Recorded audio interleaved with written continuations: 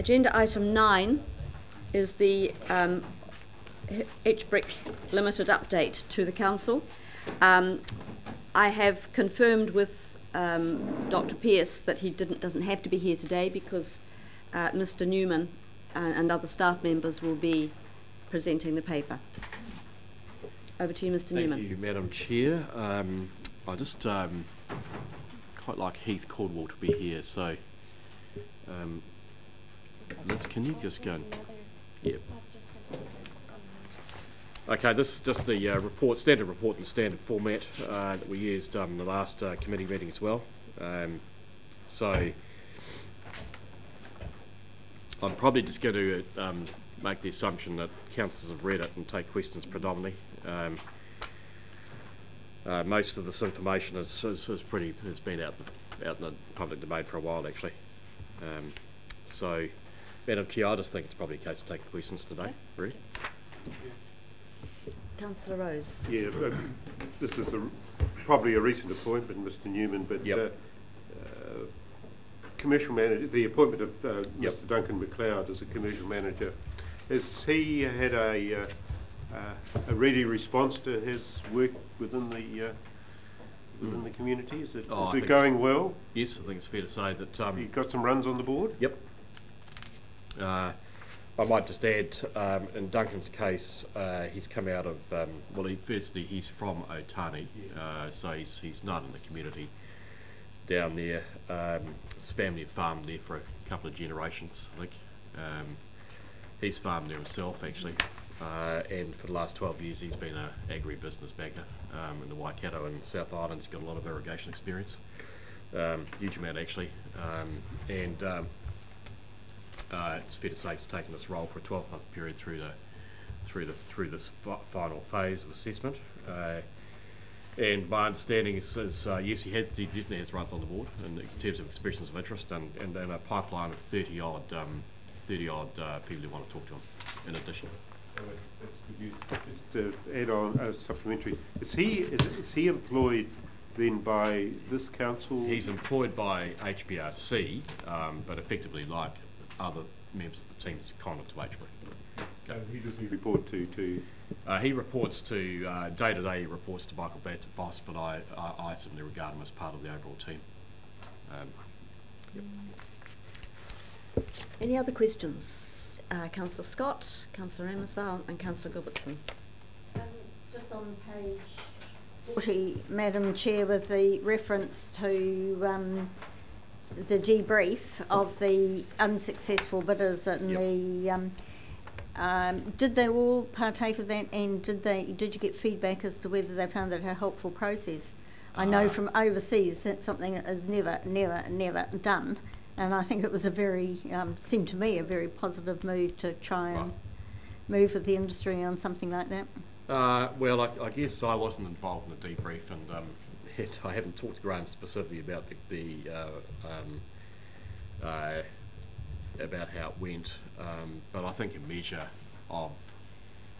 measure of our process there and the relationship we've had with these various construction consortium and so forth has been that I think the process has been well respected, and the logic and rationale for where we've ended up has been accepted in that community. So I think it's evident by the fact that my measure is how much have we received any complaints or criticism of that process, and we haven't. Okay, that's probably the best measure. Councillor Ramsvale. Yeah, thank you, Madam Chair. On page 40, regarding Esther's investors, the iwi consortium, obviously that's not Ngāti Kāingungu that you're referring to there. Is that a question? Yeah. Well, no, it's not, but I'll be explicit at this stage. It's not Ngāti Kāingungu Incorporated, iwi Incorporated. Secondary, Madam Chair, regarding uptake on page 41 and the Dairy Field Day, there was a report in the Farmers Weekly that Fonterra was looking at up to 60% of the of the Ruataniwha irrigated land would be used for dairy. Can you comment on that? Is that an accurate No, I can't comment? comment on that. That's simply a statement that Fonterra have made on their own behalf, actually, frankly. I can't comment on that. So is there any, is that a realistic, where did they get that? Well, do you know where they what got I that? said is I don't know, actually. Our estimates, as you're aware, we've stated previously, and all the financial modelling suggested that we think it's around about a third of the area would be suitable and appropriate and convert to dairy. But ultimately, that pattern will be determined by a whole bunch of factors, and Fonterra simply expressing the view in their own right, I think, by the sound of it. Thank you. Councillor Gilbertson. Madam Chair, I was going to make a statement, but I'll phrase it as a question, which is the Chief Executive aware that Duncan McLeod is being very well received by a lot of people I've spoken to? They think he's a first-class bloke and it's a very good appointment. Are you aware of that? Yes, I am. Thanks, Councillor Gilbertson. Thank you for phrasing it as a question. But it's great to hear it reconfirmed. Any other questions? Councillor Rose? Madam Chair, I'd like Councillor Gilbertson perhaps phrase this in the question too. The dairy field day that Councillor Emerswell referred to, there's very little narrative around it in this report, and I just wondered if the CEO was aware when this report was written that it was a successful field day. A lot of positive comment came from those not only presenting but those participating in the day, and it was attended by Councillor Gilbertson, Councillor McGregor and myself, and I thought it was an excellent. And you're asking a question, day. does he know that? I'm just asking if the CEO is aware of that. You know all that. He didn't put it in the narration. Perhaps my response, Councillor, is we've played it even straight back in our reporting here. Yes. Good. Okay. Councillor Emerswell, you have another question. Yes, thank you, Madam Chair. Page 42, under consents and risks, the consent granted is less than 35 years. Is that implying that if the consent was, say, for example, 34 years, that there would be a problem?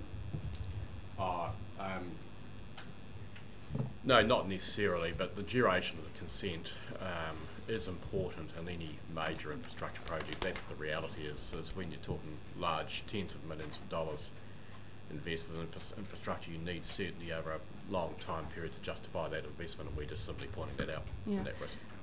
A supplementary, Madam Chair. In the new recent special edition of Our Place on the dam, it mentions that Is there a the question consent. here? You've got a question?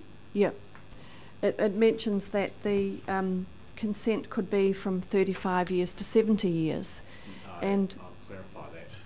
What is mentioned there is a thing called the concession period, which is an entirely different issue. The consent at the moment, under law in New Zealand, there is no longer duration of consent than 35 years. Though I do note, and I'll make this point, that the Land and Water Forum did debate consent duration for major infrastructure projects, and there is a debate as to whether the maximum consenting period should be lifted. So my question is, what is the implications of having that length of concession period, like of up to 70 years, on the use of water? And that perhaps this can be answered at another date. I'm interested in having some more information about the implications of that. Yeah, no, fair comment. Look, I think one thing I will note... It's a question, it's not a comment. Yeah, sorry. I think one of the things that HBRIC in its own right will want to have discussion with the councillors in the next couple of months around is a thing called the concession deed. I think that's the time that sort of debate might be best held. Thank you. Any other questions? Mr. Mohi. Is the CEO aware that there is considerable pleasure with Dr. Marker's appointment as cultural advisor? I am now. No. Good, thank you.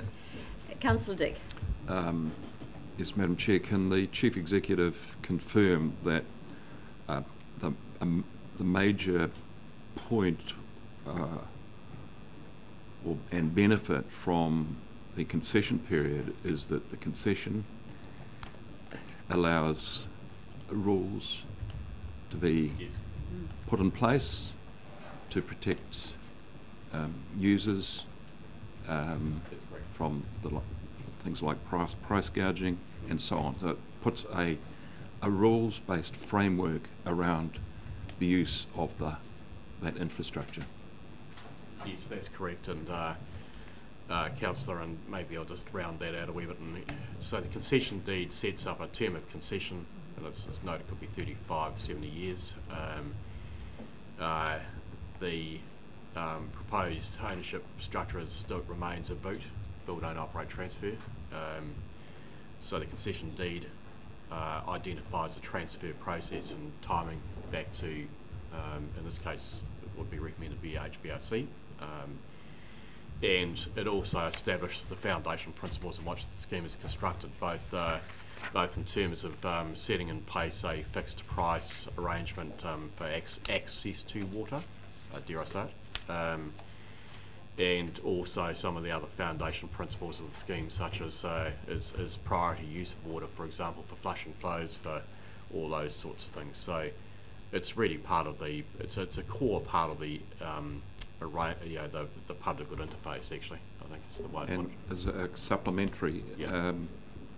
So is it correct that it could even be considered that a longer concession period provides better protection for the users of the scheme? Yes, it does. Yep. Supplementary to that question, please. Yes, Councillor Emersvale, then Councillor Rose. Oh, I'll wait for... No, if it's supplementary to that, you need to deal with it now. So am I correct in hearing that that concession period means that there will be a totally fixed price of water for up to 70 years, or that they won't be buying and selling on the open market? Well, I'm not going to answer the second question, but the point is that and I want to be really clear in making this point for everybody. The price is related to secure access to water. That's so that just relates to... Yes, yes. So sorry, just hear me through, Councillor. What I'm really saying there is that the formation of that price relates to the, essentially, in very simple terms, relates to the cost of the infrastructure itself. There's pipes and dams and you name it, and also the cost of money, because when investors invest money, and that would potentially include HBRIC on behalf of HBRC, we want some sort of rate of return. So there's a cost to the money. So that forms that's the sort of the logic of forming a price, and the price reflects the value of the infrastructure and the cost of money. So I want to be really clear about that. So therefore, when it relates to water per se, it's secure access to water. That's what's being priced. But the fundamental point is what's being proposed in the concession deed is a fixed priced arrangement, which is built into the concession deed and then tied to either a CPI adjustment or what's called a PPI adjustment over the period of the concession. So in other words, the cost of things does inflate, but what I guess I'm trying to sort of keep this simple is that from a, say, farmer irrigator's perspective, what they want to do is have some price certainty over a long period of time. So that's the way in which that's proposed to be done. Thank you. Okay. So just to clarify that water can then be bought and sold and traded and transferred on the open market at a separate level. And I'm just saying, I'll just answer it this way. Is if there's a, well, firstly I might just say this too. It's in approximate terms, the amount of water being stored and available for irrigation and catchment under the proposed scheme is around about 5% of the total annual hydrological balance. 5%. So I think that's of use to remember. I don't, and I'll say this, and it's only a personal view, is that unless you have a legitimate productive use for access to that water, which relates to an irrigated agribusiness enterprise, I can't understand why anybody would want to speculate on it. And not only that, you'll only have access if you can get the water to your farm gate. So I think that sort of answers that really. Councillor Rose. Yes, thank you, Madam Chair. I refer to the Mr Newman to the financials on page 43, and in it we note that there's liaison meetings with dam and reservoir landowner and headrace canal and pipe landowners within the distribution network. Just broadening out that, Madam Chair, how are those negotiations going? Are you getting cooperation and interest from the landowners that you're talking to? Yes, we are. I think there's seven landowners around the reservoir, and approximately there might be 23, I think, on the proposed head race, and the answer is absolutely yes. We have got very good cooperation with them. Ultimately, at this point, the arrangements relate to we have to have some formality in one or two cases around access to the site to do work, and one landowner in particular is affected by that around the potential dam site, and so there's an access issue that we've had to work through with these landowners. Ultimately, should the scheme go ahead, then obviously there's some sort of arrangement around compensation in some form or whatever that has to be sorted out as well. So, but the primary point is that we have a very cooperative relationship running. Yep. Finally, Madam Chair, I just wondered if HBRIC is carrying out any discussions, preliminary or otherwise, with energy companies around the potential for generation of electricity from the dam and also from the channelling works, because we were looking at the head races at one stage. Is there any movement in those discussions, or any interest from the generators? Yes, there's plenty of interest from generators. The current view is that any generation that's contained within the scheme should be retained by whatever ultimate ownership structure there is of the scheme and the electricity actually sold into the market. Should be sold to the market. Yep. Councillor Gilbertson. I just want to go back to that Councillor Remmelshau's point about the supply and demand for water later. If you peg the cost of water at inflation, which is what we're talking about, and in 15 years' time, say it starts with 25 cents a cubic now, in 10 or 15 years' time, assuming inflation is 2 or 3%, it's worth 50 cents a cubic. If supply and demand in 10 or 15 years' time says that dairy prices are $40 a kg, and that water on a market is worth 10 times that, you will probably develop a secondary market that will be well above that price. Is that potential? Yeah, yes, and sort of theoretically, yes. And that's why I think, and this is not resolved yet, but the other indicator that could potentially be utilised here is PPI, which effectively follows the basket of agricultural products commodity price. The point I'm making is that supply and demand will overrule, and it could be either way. It could drop or rise. Supply and demand could say that water's worth $1 a cubic market, or it could be worth nothing. Right, no further questions. Councillor Emmersvale, you have a question? 43, operating income and expenditure. It says here $9,000 for board fees being the monthly invoice for the chairman and quarterly invoices for 2 non-executive directors. Is that correct? Yes, that is correct. Okay. So is another question? That seems like that. I can't. How do you get? What's the breakdown of that figure, please? It doesn't. The fees for the 2 non-executive directors are $15,000 per annum, which works out at $3,750 per quarter, and the fees for the chairman are $21,500 per annum, which works out at $1,792 per month.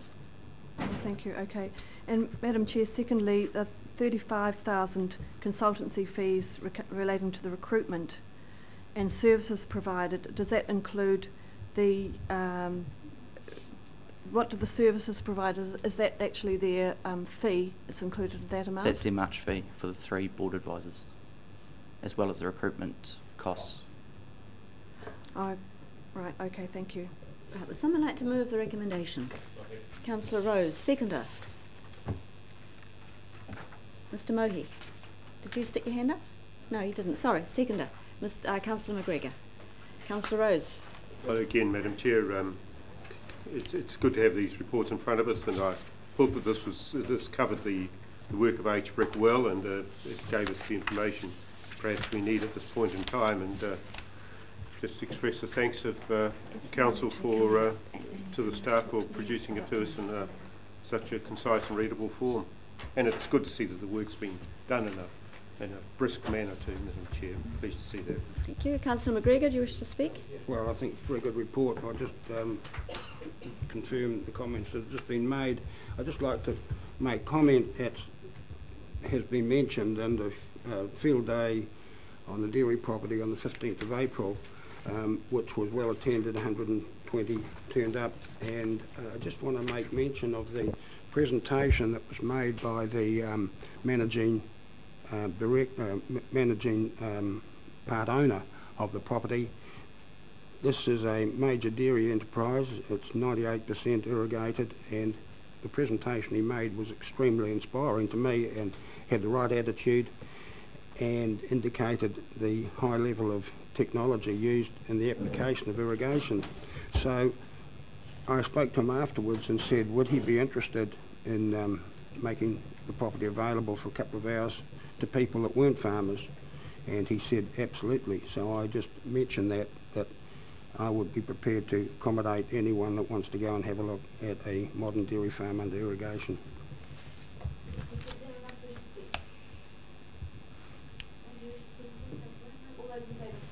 All those in favour, please say aye. Aye. To the contrary, no. Carried. Thank you.